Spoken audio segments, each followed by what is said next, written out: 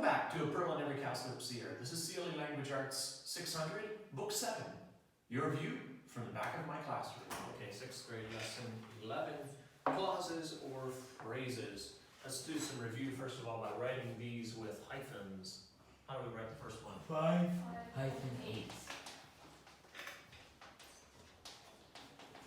Good. The next one. 4,500. Good. How do we write that? 4, B, hyphen 5. 4,500.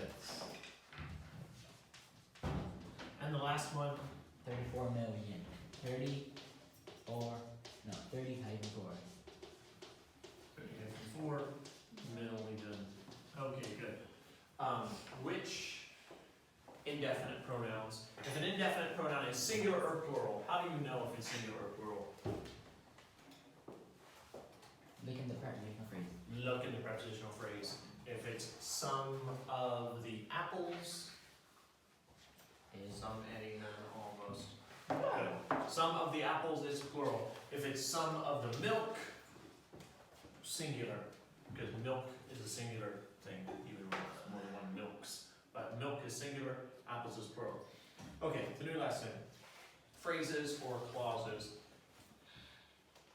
Let's start with sentences. A sentence is a group of words that expresses a complete thought. And one of the things you need to have to express a complete thought is a subject and a verb. Even a sentence like this, come. We say there's a subject, understood, you. There's a subject and a verb. But every sentence must have a subject and a verb to be a complete thought. And that having a subject and a verb is a clause. A clause, the definition of a clause is a group of words that has a subject and a verb. The group of words does not have to express a complete thought. Boy ran, that's a clause because it has a subject and a verb. Does it really express a complete thought? Not necessarily. Something like this. After the storm cleared.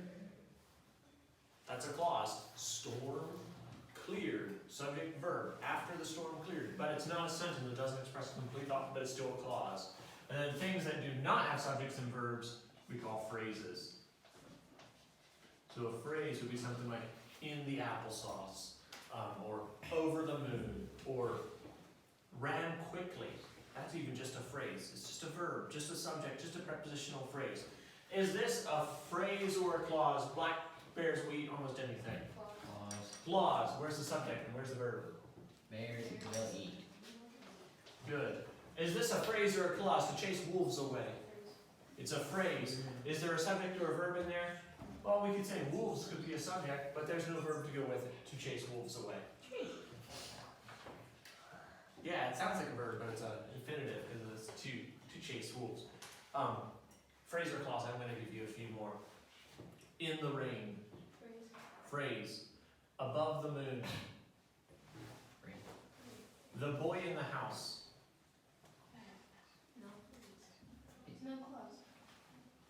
The boy in the house. Phrase. Boy, subject, but in the house is just a prepositional phrase. What about this? When he came. Clause, because he came after we ate. Clause. Good. Those are clauses. We ate. All right, I will read the spelling words and then we'll go on your way. What nice spelling words. Airborne, apostle. Don't say apostle. The T is silent. Apostle. Applesauce. Condemn. Copyright.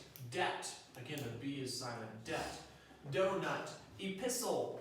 Don't say epistle. Epistle. The T is silent. The epistle of Paul the Apostle. Not the epistle of Paul the Apostle. No, those T's are silent in there. Epistle. Folklore. Hasten. Headache. Jackknife. Neck. Pineapple. Subtle. Teenager. Trestle. Troublemaker. Vineyard. Weatherman. That's a strange collection of words.